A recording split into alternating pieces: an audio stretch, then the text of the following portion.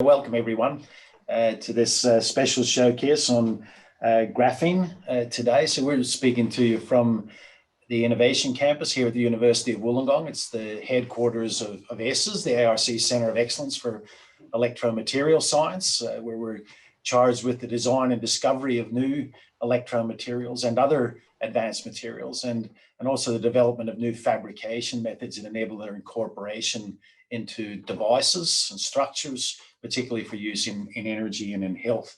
It's also the headquarters for the AMF materials node, where we have the most advanced fabrication tools available for us to enable us to do that development, and also materials processing scale-up capabilities. And together that partnership enables us to take fundamental discoveries through to real applications and into translational activities. And one of the exciting materials that's been at the forefront of that for us for a number of years are different forms of graphene. And we're going to talk to you today about a new form of graphene, a new nanostructured carbon, which really has very rapidly spanned that spectrum from fundamental discovery into applications. So we've got a team here today of David, Fazil and Greg, who are going to speak to you about that development. And the whole purpose of the ACES Technology Showcases is to identify new partnerships or build on existing partnerships that can really help us to accelerate that translational activity. So we hope that this will be the start of some new conversations today and build on existing conversations, and we can really work together to progress that. So I'm going to hand over to David. Okay, thanks, Gordon, and welcome everybody. It's a great pleasure to be able to share with you today our latest results in graphene. It's been an exciting journey to get to this point of what's creating a new different type of graphene, edge functionalized graphene. Before we talk about that, I'll try and change the slide, and we can't do that. There we go. What's graphene all about? And I guess most of you will be familiar with that.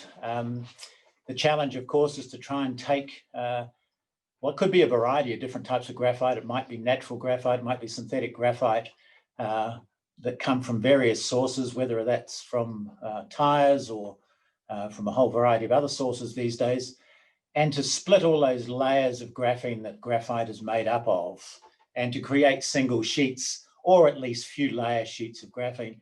Of course, many of you will know that the idea that graphene is not a great one, because there are so many different types of graphenes out there. So we'll just talk a little bit about that today, and just come back to this idea. As Gordon mentioned, we've been in this graphene game for a while, and this was a seminal piece of work that Gordon did with Rick Hayner and at UCLA, and his postdoc, or his student who came here as a postdoc, Dan Lee, and created this Nature Nanotechnology paper in 2008, in which they showed you could take synthetic graphite, you could oxidize it, sonicate that to produce a graphene oxide, this charged species here in the middle, where the sheets are somewhat separated or in dispersion. Then you could reduce that back to a conductive graphene. Of course, as is shown on the structure here, for those of you that are familiar with chemical structures, it's not entirely reduced back, and so it's not the perfect graphene basal plane or planes of carbon that you might expect. But as you can see in this SEM in the right here, you get single sheets from this process, but at a low efficiency of about, or at least a low concentration, about 0.5 milligram per mil. And so this has been a particularly useful technique, this so-called chemical conversion of graphene. And we've used it in a whole variety of reports and publications. And as is shown on this slide, what I've just described is going across the top line from synthetic or natural graphite through to graphene, and taking that through to graphene applications. That's in the centers produced at least 2 patents and over 140 publications. So that's been an extremely useful process, along with the second process that Ali Jalali, who's featured on the left in this picture here, developed here at ACES, in which he took natural graphite and did a thermal expansion of natural graphite, and then took that expanded graphite and oxidized it to what is then called liquid crystalline graphene oxide. And you can then use this graphene oxide. It's much more viscous. This graphene oxide sticks together in solution, so it's excellent for printing and fabricating materials. And that can also be used to produce graphene applications or devices or whatever you like. But the challenge here is, of course, that you've got to, again, reduce down your graphene oxide to graphene, and you can never do that perfectly. But if you want to follow up some of those processes, you can look in this Asia Materials publication that Sanjeev Gambhir, who did some of this work, and Ali and Gordon and myself put out in 2015, talking about some of these processes in trying to create processable chemically converted graphenes. So the challenge for us always was over this particular time to produce not only a better synthesis where we could produce a better graphene, but as also to be able to create a scalable procedure. There's something that produced more than 0.5 milligram per mil, because that's of course challenging. If you do this on a 20-liter scale, as we can do with chemically converted graphene, then you're only getting out 10 grams of graphene. We really wanted to go take that up to the hundreds of grams, if not kilograms, to be able to create suitable graphene applications. So we envisaged that you could take either synthetic or natural graphite and simply do an edge oxidation, in which then you would produce some kind of edge functionalized graphene, which you could then fabricate directly into your graphene applications. And of course, in doing so, you retain the essential character of graphene, that wonderful conductivity that you can get out of graphene, and you're not affecting that so-called basal plane. And so this is indeed what Ali Jalali and Ashley Walker, both by that time postdocs within ACES, they were able to find a selective oxidant, and in using homogenization, they were able to take graphite and in a single step synthesis, using homogenization as well, as I mentioned, be able to produce what we call edge functionalized graphene, which is ostensibly a pristine graphene, but it has the edges of it occupied by either phenolic groups, OH groups, hydroxyl groups, I should say, or carboxylic acid groups, which provide it with the water dispersibility or solvent dispersibility that you need. So this is now a much more scalable synthesis. We can do this, since it's a single-step synthesis, virtually on 50 grams a day, and clearly that's scalable at that level. We're getting conductivities of graphene papers that we can produce of 600 to 900 Siemens per centimeter, which is some of the best conductivities reported for graphene. And we amazingly get dispersibility that's up to 100 milligrams per mil. Now that has not been reported before in any graphene synthesis. In fact, the best that anyone's reported is a 50 milligram per mil dispersion of graphene at pH 12, but this is actually at pH 7. It has fantastic dispersibility. And if you then take that material and produce a paper, and you compare that to the original CCG or chemically converted graphene that Gordon and Rick produced, you'll see quite a marked difference. In the CCG paper, it's beautifully shiny as all these graphene platelets stick together. But when you look at the edges, you'll see it's a layered structure with all of these graphene layers forming beautiful platelets. In the EFG paper, you certainly do not see that beautiful smooth surface. In the top SEM there, you see a 10 micron view of that graphene paper, and you can see it looks somewhat like an Italian marble, I think of it as. It's got small cracks on it. It's not sitting together, and as you look at that 1 micron view below there, you can see exactly what it looks like. It looks like that these are somewhat rough graphene platelets. And it took us some time to get an understanding of what that really was, and having a closer look using TEM and starting to look down at the sub-micron scale.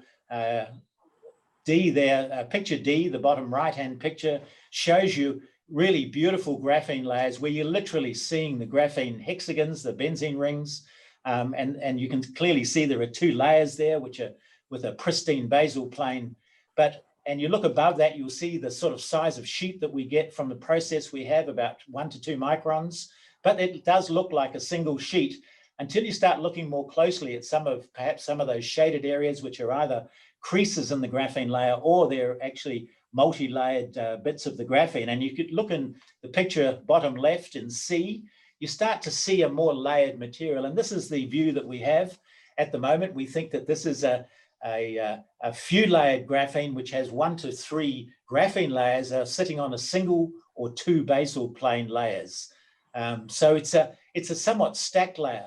And each of these edges is then functionalized so that we have a water dispersible or solvent dispersible layer, which has similar properties to graphene because it's got a near perfect basal plane, but it's also got water dispersibility, and we can start to use it in a wide variety of applications.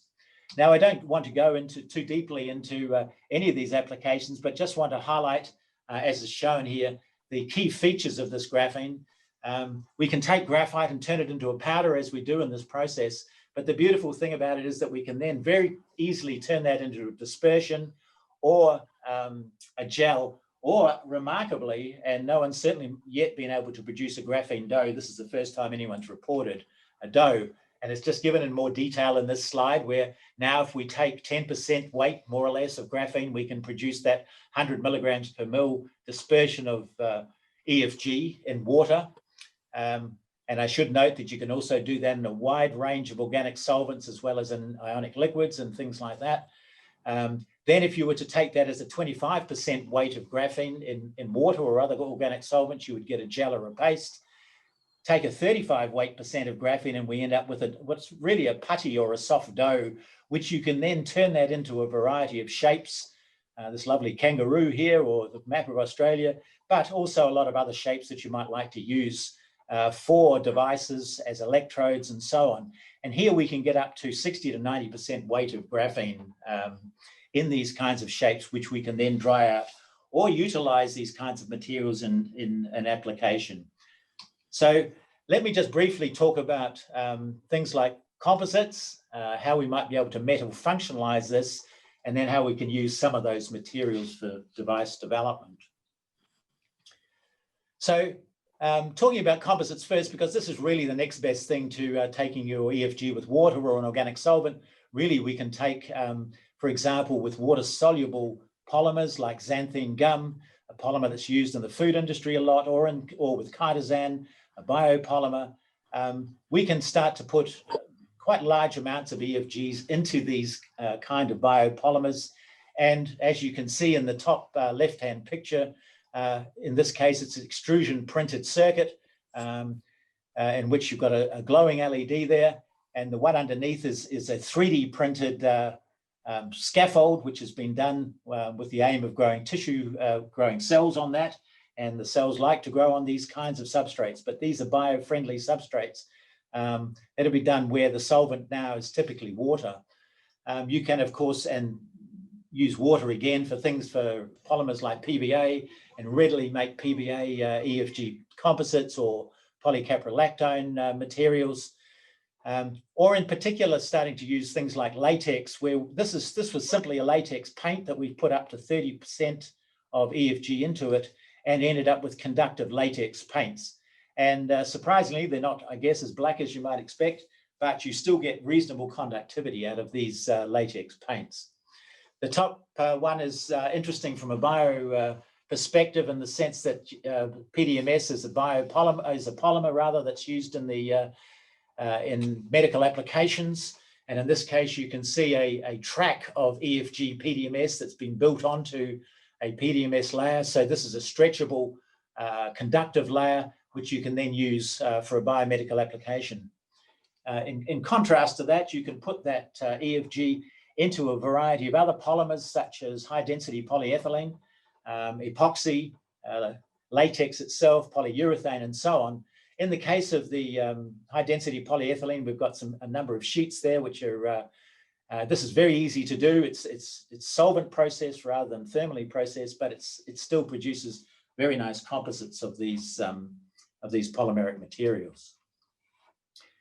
Early on, because we had the presence of phenolic groups, one of the things that we were keen to look at was to start putting metals in there. And iron, for example, binds well to phenols. as do a number of other metals, copper, tin, and so on. So we've been able to create a number of materials with iron or other types of organometallics in these in the EFG. But in particular, I just wanted to focus on this fascinating idea that we could take our EFG, our dispersions and solutions, add some iron chloride. You see the color change, which is typical when you add iron chloride to phenols. And then you can create a powder out of that. And as you can see, once you've thermally annealed that iron EFG powder, what you come up with is then a magnetic, I guess, an EFG powder that's pretty homogeneously has iron oxide on it because you've thermally annealed it. And then you can see that you can create a dough out of that, create a magnetic dough in the bottom left-hand picture, or on the right-hand picture, put that, that powder into, for example, a PVA composite and create a magnetic polymer.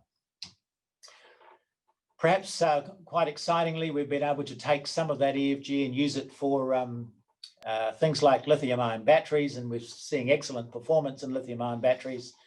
But again, I don't want to dwell too much on those results, but rather look at what we've been doing with capacitors, since this is a nice, beautiful example of how we can utilize this material. The bottom left-hand picture just shows two lumps of an ionic liquid-based dough that Faisal's taken and put together with the PVDF membrane in the middle, charged this up for a few minutes, and simply put LEDs across those two pieces of dough, and shown that, in fact, this material will accept a charge and you can discharge it over a matter of minutes. Slightly more sophisticated in the next slide, you can see that we wanted to look at making different types of 3D printed structures that we could put this dough into to make capacitors, and show that we can, in fact, make 3D shapes of one form or another, charge these up. And again, there is a video here which you may or may not see, but simply showing that the light is running off that capacitor. And after, I guess, a few minutes charging, you can run this light for some period of time.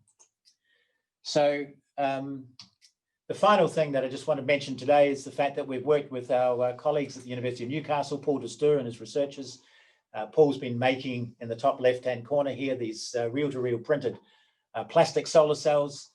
In the right-hand picture, we've been able to create some flat capacitors and put them in the back of those solar cells. We've now got a photocapacitor which is less than 1 millimeter thick, and as you can see, it's flexible, and so that's something that Faisal can show you in the lab.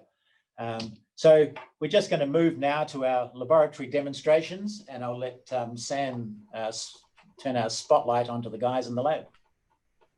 Hello everyone, I'm Dr. Sheikh Faisal. I'm a research fellow of ACES. And I'm Greg Ryder. I'm a research assistant working within the University of Wollongong for AMF.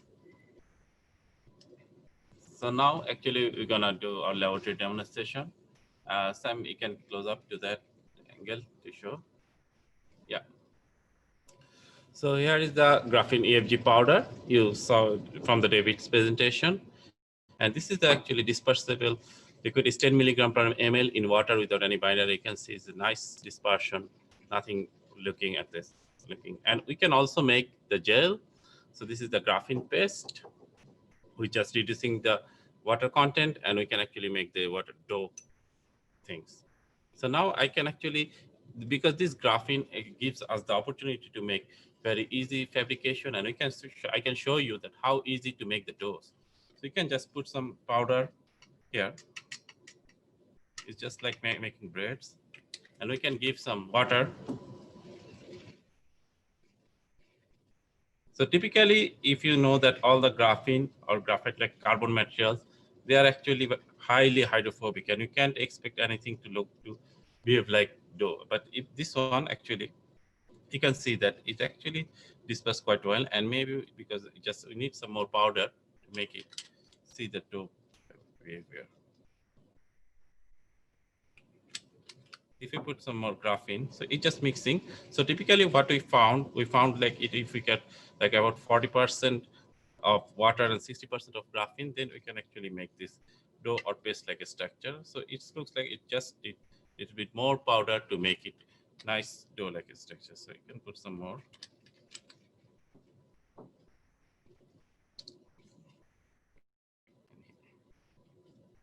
And here you can actually see that we got actually this dough. And you can actually make it shape, you can make it round, you can make it any structure. So this is our dough formation. And actually this is not only the water, actually we can make with the dough or same thing with the ionic liquid as well. And also other organic solvents.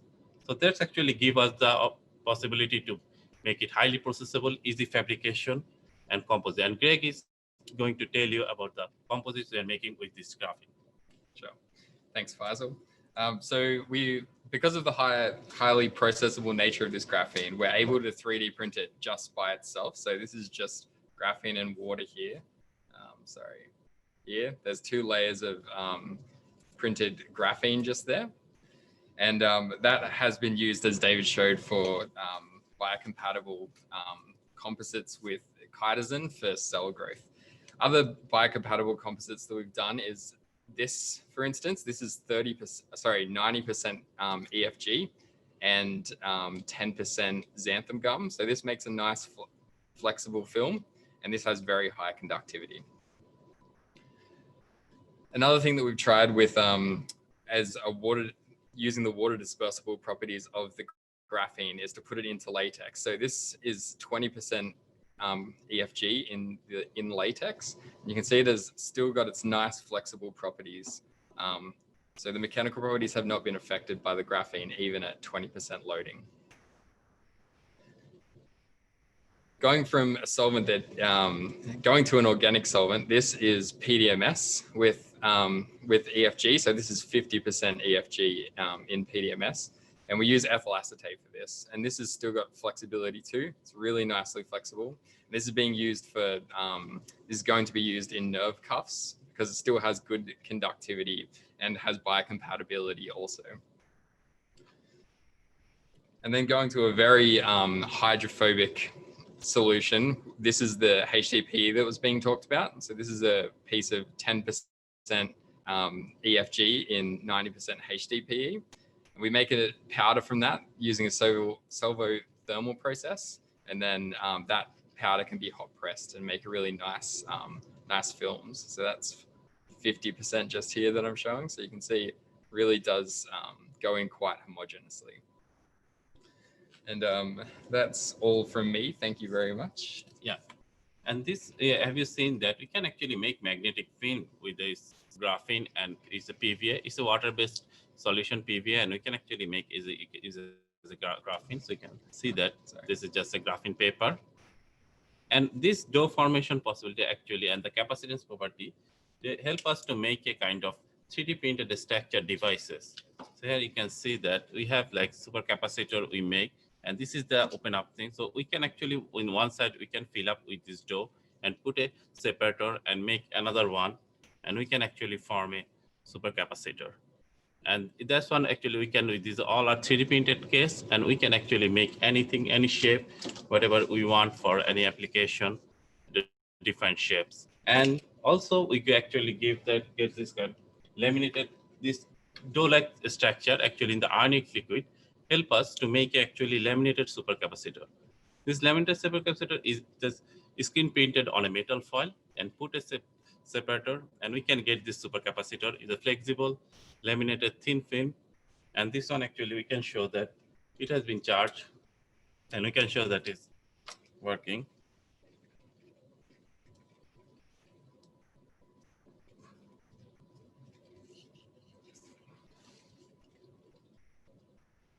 The other side.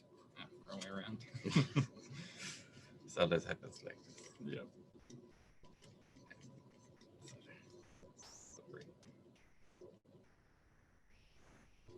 You can see that light is working. So this one actually it can run for like 1 hour, and this thin film with just 5 to 10 minutes charging. And you can see, and with this one we help with the University of Newcastle with Professor Paul Duster lab, this organic thin film solar capacitor, and we put 2 capacitor on the back, and they are connected in series. It gives 5 volt, 5 volt, 10 volt voltage potential window.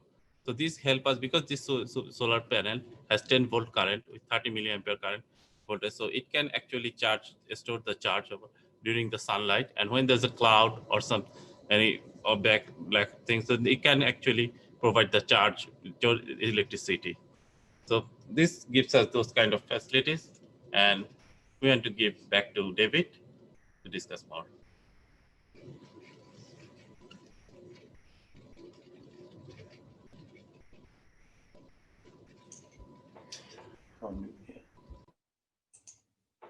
Okay, thanks very much, Faisal. That was great. So just in summary here, we'll just see if we can change the... So we certainly have an amazingly processable material. The real, this graphene, in some respects may be similar to other graphenes, but in many respects it's quite different from those that people are producing. We believe it's going to be scalable. It's no question that it's highly processable. We can do things with this material that cannot be done with other graphenes. And we think that that's the real advantage of this material. So we can fabricate this into films, fibres, 3D shapes of one form or another. Has great potential to be used in a variety of applications. So far, we've started to, as you can see, look at batteries, capacitors, has potential to be used in solar cells themselves or with solar cells and so on. So we're going to finish there. Let me just acknowledge the materials node, of course, who have been primarily responsible in providing us with a lot of the structure that we utilize here and equipment. ACES itself, of course, both of these are funded by the federal government, ACES by the Australian Research Council, the Australian National Fabrication Facility being funded by NCRIS through federal funding, and all the people that are involved in these institutions, including people earlier, Ali Jalali, Ashley Walker, Ada, who's a student here, and Dan Lee, who was formerly with the centre, and also thanks to Sanjeev Gambhir, who's involved in the materials node in Sepidar, and of course Faisal and Greg. And finally, thank you all for coming and listening, and any questions we're happy to take. You can either put questions in the chat box, or you can just unmute your microphone and ask us any questions. You might just stop sharing the screen so as we can see you. Yeah, Gordon, just a quick question in regards to fibres. Have you tried sort of making fibres and integrating them into textiles? I'll leave that over to the guys. I think we've tried to coat textiles, but I don't think we've made fibres and integrated them into textiles. Yeah, Dennis, we haven't made fibres to put into textiles, but we have made some fibres.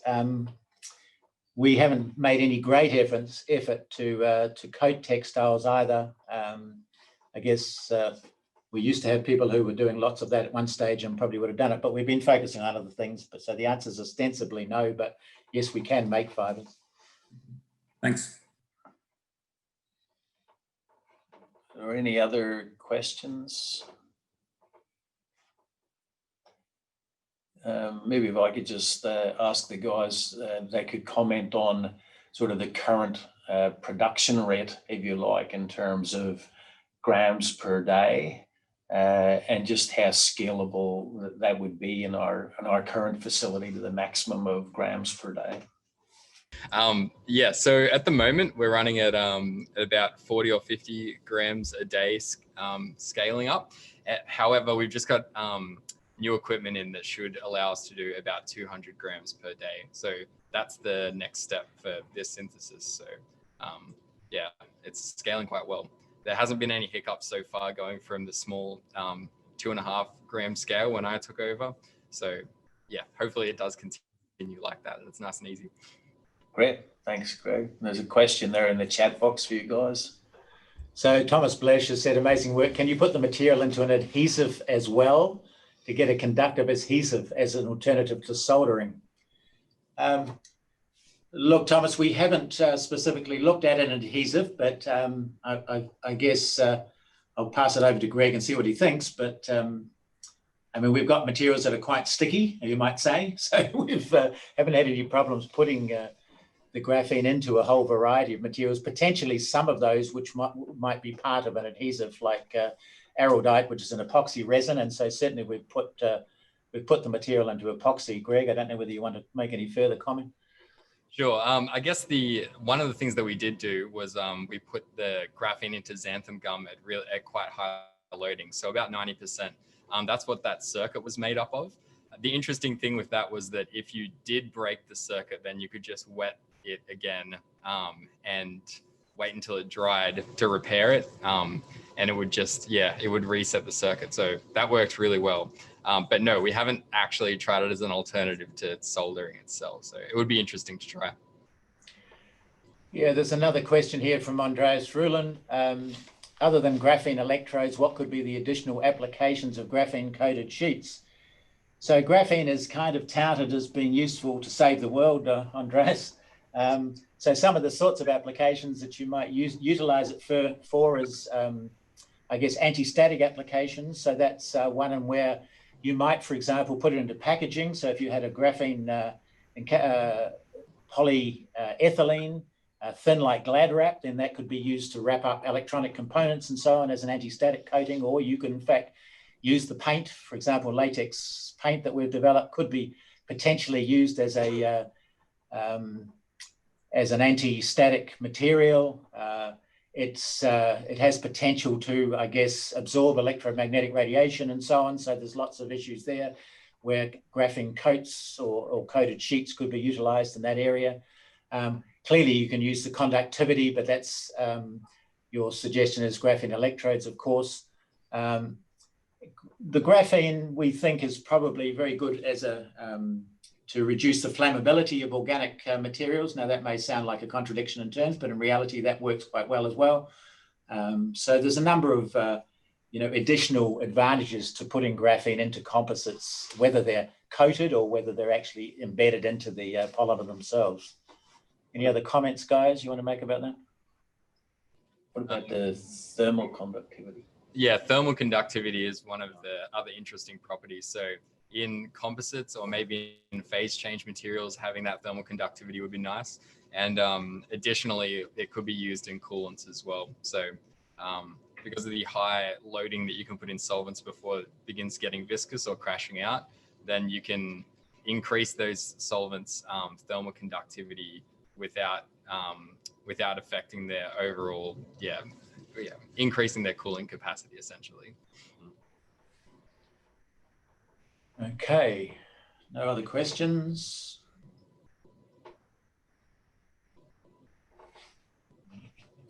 Okay, look, if there's no other questions, again, thank you for joining us. Huge thanks to David, Fazil, and Greg for the presentation of the content today. As we said at the start, these showcases are all about forging partnerships which can help us to translate these fundamental discoveries in a more effective manner. So please don't consider this to be the end, but just the start of that conversation, and don't hesitate to contact either David or myself.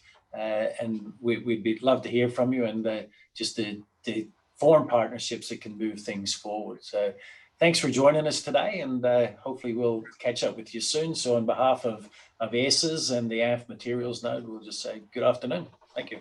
Thanks, everybody.